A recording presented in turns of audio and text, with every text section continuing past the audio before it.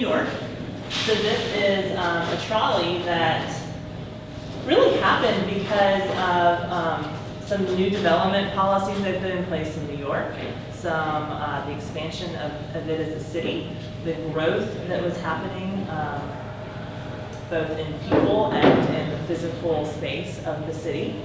And like she said, the rise of the leisure class. So I think it was a really interesting time from the standpoint of innovation meeting community.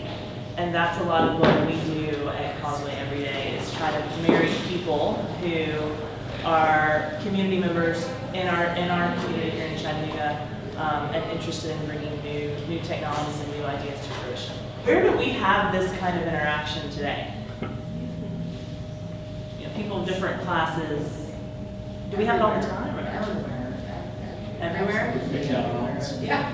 Okay. Interesting. Does anyone think a little bit differently about it? Well, I think an interesting effect of technology can be that no matter where we are, we can shield ourselves from diversity. That I can be sitting among a very diverse group of people and yet only communicating with people who think like I do. Right. On the device that I have in my hand. That's a really interesting point. If you put devices in their hands, what would they have? Like if that were a possibility. Yeah. Newspapers?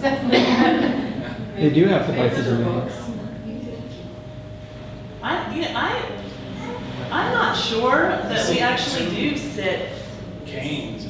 shoulder to shoulder Like an that elevator, often maybe, like- with people who Elevators or something. elevator. That's a good one. In the subway, yeah. Okay. So what, do we do that in Chattanooga? Well, I think I've seen the mall, maybe. Last year, my goal for the year was awareness.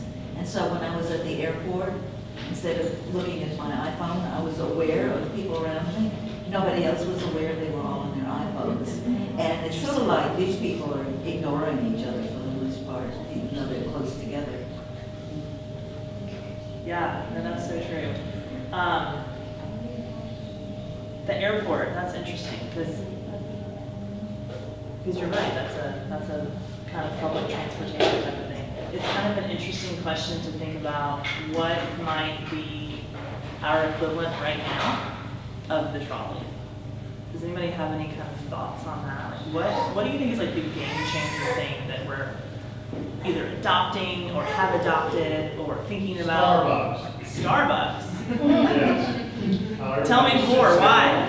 How everybody orders their coffee and then sits there on their computer at their own table and not really, just in their own little world, not interacting. Huh. That's so interesting, because some people would say the opposite about coffee shops. You know, like you always hear that a coffee shop is where the great ideas were born, the collision of ideas and people. So. Not anymore. Yeah. Yeah. Anymore people all have their own device. We go all the time, and we never meet anybody. Okay. You know, and nobody. Why would you walk up to a random stranger and start a conversation though? That's beautiful. Or I do it all the time. No, but it goes back to like, well, when I was growing up, we were in a bar, we were going out somewhere, we didn't have the cell phones. So you were just sitting there staring, so you had to, if you didn't want to do anything, you had to say hello. You forced it around. It's just good. So make it really awkward. That's the other thing to do it, you know? So what could you do to make it less awkward? Laugh, smile. So one of the big things that we do at Causeway is try to get people. We use a design thinking process. Which are any of y'all familiar with design thinking? Yes. Yeah, a little bit.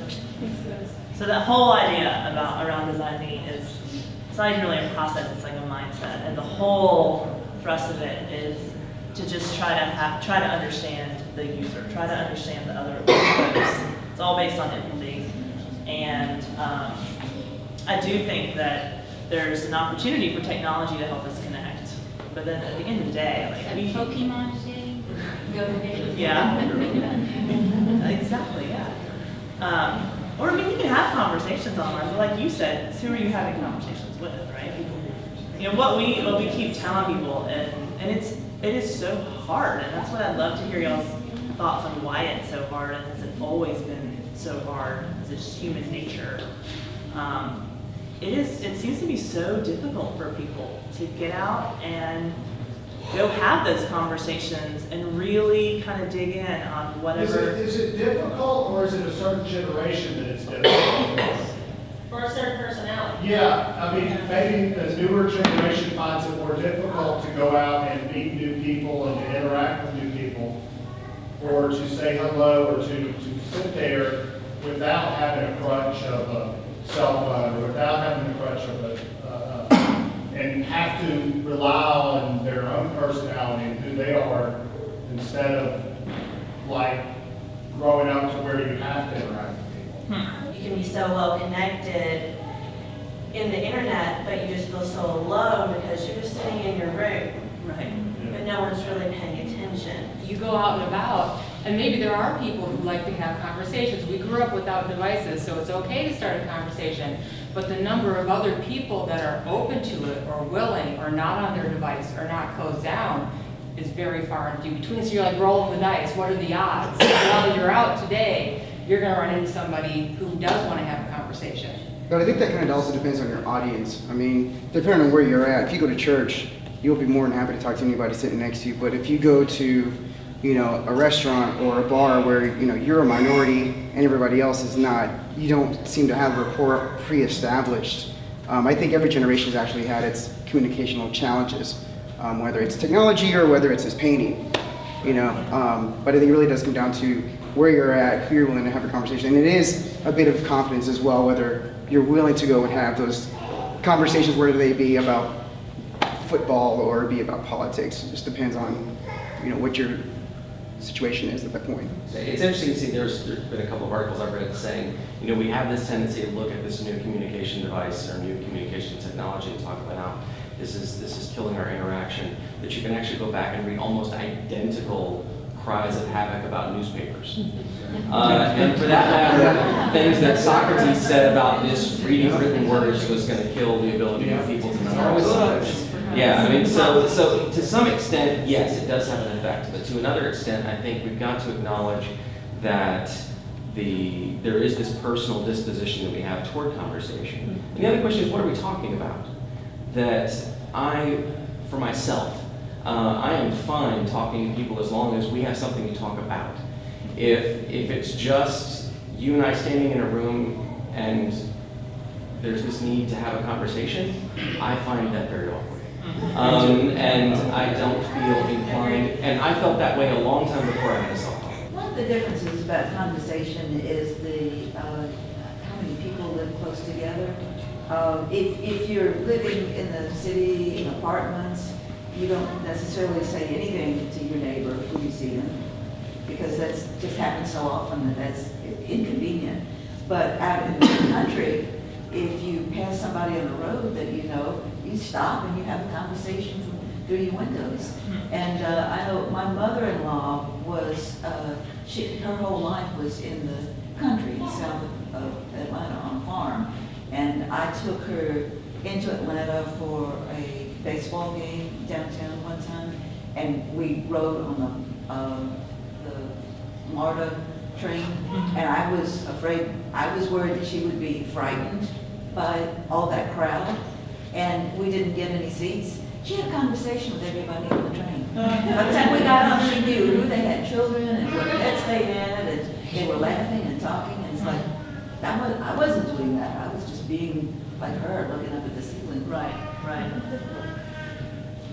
I want to push back on the idea that technology is preventing community or culture. I guess that was the topic, is community building. I would suggest that there are communities that exist entirely online that are vibrant and productive. I also want to suggest that we talked about social media as an enemy, like a separating force. That is a good way to discover communities that exist. I'm a community manager, and that's a great branding for us. And when I want to go and find something to do, I've used technology to find communities in Chattanooga. I saw Ann Law back here. The Barking Lakes has birthed so many great successful communities, and I think that's what's good about Chattanooga in particular, is that people can start a community and a culture, spread it out there, and then that community will build up and have some impact. Facebook is how I knew about this meeting tonight. I really want to kind of get back to this point of where and or how that you recreate some sort of shoulder-to-shoulder scenario like this in Chattanooga. Get on an airplane. Have you been to the market, Sunday market? That's a madhouse. Yeah. Nobody stops though. Yeah, we Is know it- that all the places you guys are mentioning tend to have socioeconomic barriers, I a was gonna coffee say. house, an airport, those are darn expensive tickets. And really the market, while it's free, you tend to see people in a certain socioeconomic group in certain communities. I might say a place we were talking about earlier, before the whole thing started, is very democratic, although people might not necessarily choose to be there. The hospital.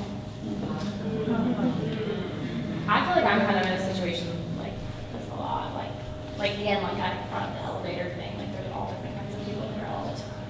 Forced to talk to each other. I think the bus happens a lot too. I'm sorry. Taking the bus up and down. I'm always sitting next to people I don't know, but you know, it doesn't really bother me at all. It's just a part of taking the bus. It's kind of the fun of it. It's interesting, you say it's kind of fun. Oh yeah, absolutely. Yeah. I mean, even with airplanes, when I fly, I mean, I fly by myself all the time, or I'll take a bus by myself. It's like, you just never know who you're gonna sit next to and discover about the world you didn't understand beforehand. I think that's an interesting concept in and of itself, that you would ride public transportation, not that you're riding it for fun, but for fun. Sometimes. I mean, I wonder if these people thought it was fun or a necessity. I think if it's new, I would consider, I would